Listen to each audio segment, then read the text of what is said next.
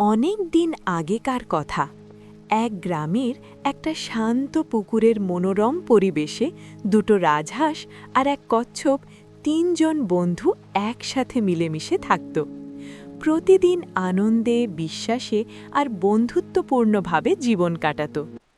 এই তিনজনের বন্ধুত্বটা ছিল একদম আলাদা। তারা একসাথে গল্প করত, হাসত, খেলত, আর তারা বিশ্বাস করত যে তাদের জীবনে যত বড় সমস্যাই আসুক না কেন, তারা কখনো একে অপরকে ছেড়ে যাবে না। হাঁস দুটো আকাশে উড়ে বেড়ালেও ওই পুকুরে থাকা তাদের কচ্ছপ বন্ধুর দিকে তাকিয়ে তারা বুঝত যে আসল আনন্দ আকাশে উড়ে বেরিয়ে নয়, বরং তাদের বন্ধুর সাথে আড্ডা দিয়ে। এভাবে অনেক দিন কেটে গেল। সময় বদলাতে লাগল, ধীরে ধীরে রোদের তাপ বাড়তে লাগল, বাতাস শুষ্ক হয়ে উঠল, আর প্রকৃতি যেন চুপচাপ সবাইকে সতর্ক করতে শুরু করল। পুকুরের জলস্তর ধীরে ধীরে কমতে লাগল, চারপাশের গাছপালা শুকিয়ে যেতে লাগল, খাবারও আগের মতো আর নেই। সেই দৃশ্য দেখে তিন বন্ধু বুঝতে পারল যে সামনে কঠিন সময় আসতে চলেছে। আমার ভয় করছে, জল কমে যাচ্ছে, খাবারও আগের মতো আর নেই। আমরা যদি এখন থেকে কিছু না ভাবি, তাহলে বড় বিপদে পড়ে যাব। পরিস্থিতি বদলাচ্ছে, এখন আর চুপ করে বসে থাকলে চলবে না। বুদ্ধি করে ঠিক সময়ে আমাদের সিদ্ধান্ত নেওয়াই এখন সবচেয়ে জরুরি। কিছুদিন আগে দূরে একটা জলভরা দিঘি দেখেছি। সেখানে গেলে আমরা খাবার আর নিরাপত্তা দুটোই পাব। আমাদের সবাইকে সেখানে যাওয়া উচিত। সবই তো বুঝলাম, তোমাদের ডানা আছে, তোমরা উঠতে পারো, কিন্তু আমি তো পারি না। তবু আমি তোমাদের উপর ভরসা রাখছি। এমন করে বলো না বন্ধু, আমরা তোমাকে কখনোই একা ফেলে যাব না। যেভাবেই হোক, তিনজন একসাথেই যাব। একান্তে তিনজন চুপচাপ বসে পরিকল্পনা করতে লাগল কিভাবে এই সমস্যার সমাধান করা যায়, কিভাবে তাদের কচ্ছপ বন্ধুকে সেই নতুন জায়গাতে নিয়ে যাওয়া যায়। আমার মাথায় একটা বুদ্ধি এসেছে। আমরা যদি ঠিকভাবে কাজটা করতে পারি, তাহলে আমরা সবাই সেখানে নিরাপদে পৌঁছে যেতে পারব। আমরা দুজনে একটা লাঠি মুখে চেপে ধরব, আর মনু মাঝখানে দাঁত দিয়ে লাঠিটা কামড়ে ধরে ঝুলে থাকবে। কিন্তু একটা শর্ত আছে। উঠতে উঠতে যাওয়ার সময় কেউ কারোর সাথে কথা বলা যাবে না, কারণ কথা বললেই মুহূর্তের এক ভুলেই সব শেষ হয়ে যেতে পারে। আমি কথা দিচ্ছি, যা কিছুই ঘটুক না কেন, আমি চুপ থাকব, একটা কথাও বলবো না। তোমরা আমার উপর সম্পূর্ণ বিশ্বাস রাখতে পারো। পরের দিন সকালে সূর্য ওঠার সাথে জেগে উঠল এক নতুন আশার আলো, আর শুরু হলো জীবনের এক সবচেয়ে বড় পরীক্ষার দিন। সবাই প্রস্তুত, বুকের ভেতর ধুকপুক করছে, তবুও তাদের চোখে ছিল সাহস আর একে অপরের ওপর বিশ্বাস। তারা তাদের যাত্রা শুরু করল।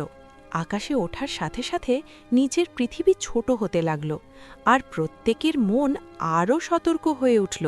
তারা ঠিকঠাকভাবেই আকাশের মধ্যে দিয়ে উড়ে যাচ্ছিল, কিন্তু সত্যিকারের বিপদ তখনও সামনে অপেক্ষা করছিল। নিচের মানুষজন অবাক হয়ে কৌতূহল ভরা চোখে তাদের দিকে তাকিয়ে দেখতে রইল, কারণ তারা এমন দৃশ্য আগে কখনো দেখেনি। সবাই আঙুল বাড়িয়ে তাদেরকে দেখাতে লাগল। কেউ হাসছে, কেউ প্রশংসা করছে, বলতে লাগল হাঁসগুলো কত বুদ্ধিমান, আবার কেউ কচ্ছপটিকে বোকা বলছে। সেই শব্দগুলো মনু কচ্ছপের কানে পৌঁছে গেল। কি, আমাকে বোকা বলছে আর আমি চুপ করে আছি? এটা একদম সহ্য হচ্ছে না। আমিও কম কিছু নই। মনের ভিতর ক্ষোভের আগুন ধীরে ধীরে প্রবল হতে লাগল। সে রাগের মাথায় তাদের কথা না বলার প্রতিশ্রুতি ভুলে গেল। হাঁস দুটো এখনও স্থিরভাবে উড়ছে, কিন্তু মাঝখানে থাকা কচ্ছপ বন্ধুর মনটা ধীরে ধীরে নিয়ন্ত্রণ হারাচ্ছে। না, আর চুপ থাকলে হবে না। আমাকে এর যোগ্য জবাব দিতেই হবে। এবার কচ্ছপটি জবাব দেওয়ার জন্য তার মুখ খুলল, আর মুহূর্তের মধ্যেই বিপদ নেমে এলো। আকাশ থেকে নিচে পড়তে পড়তে ভয় আর আফসোস একসাথে মনটাকে গ্রাস করল। মনে পড়ল তাদের সেই প্রতিজ্ঞার কথা। সেই সোজা নরম কাদামাটিতে এসে পড়ল, ভীষণ জোর আঘাত পেল। সারা শরীর ব্যথায় ভরে গেল, আর সে বুঝতে পারল যে সে কত বড় ভুল করেছে। তুমি ঠিক আছো তো? তোমার কিছু হয়নি তো বন্ধু? আমরা তোমায় চুপ থাকতে বলেছিলাম। আমাদের কথা শুনলে তো এমনটা হতো না। তুমি বেঁচে আছো, এটাই বড় কথা। আশা করি তুমি এবার বুঝতে পেরেছ।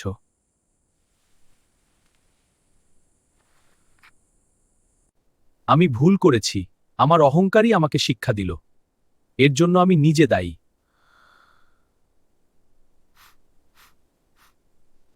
আমাকে ক্ষমা করে দিও। আমি আর কখনো না ভেবে কথা বলবো না।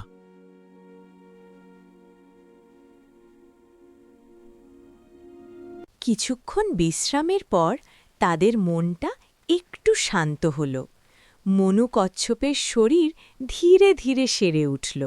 এবার তারা সিদ্ধান্ত নিল যে বাকি পথ পায়ে হেঁটে তারা একসাথে পাড়ি দেবে। পথ অনেক লম্বা, কিন্তু কেউ অভিযোগ করল না, কারণ বন্ধুরা একসাথে থাকলে ক্লান্তি লাগে না। ধীরে ধীরে সামনে চারিপাশে সবুজ দেখা দিতে লাগল, আর মনে আশার আলো ফিরে এলো। দেখো, আমরা পৌঁছে গেছি। এখানে জলও আছে, খাবারও আছে। কি দারুণ মজা!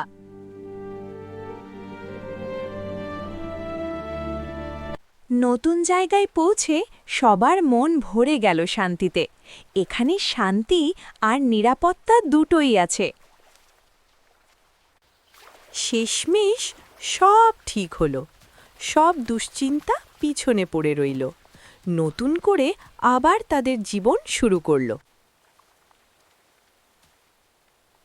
3 বন্ধু আবার মিলেমিশে একসাথে সুখে শান্তিতে থাকতে শুরু করল। কিছু করার আগে ভাবা খুব দরকার, কারণ বুদ্ধি সত্যিকারের শক্তি।